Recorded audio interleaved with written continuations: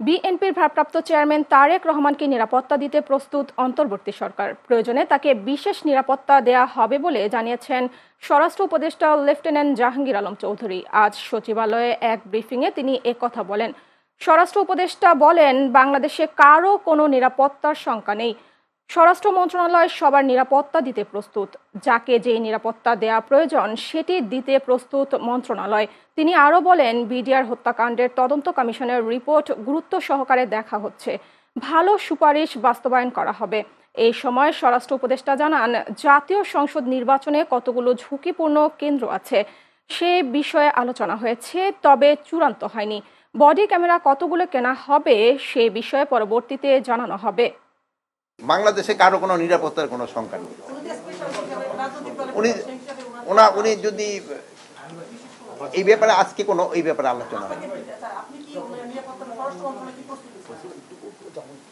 আমরা সবার জন্যই প্রস্তুত।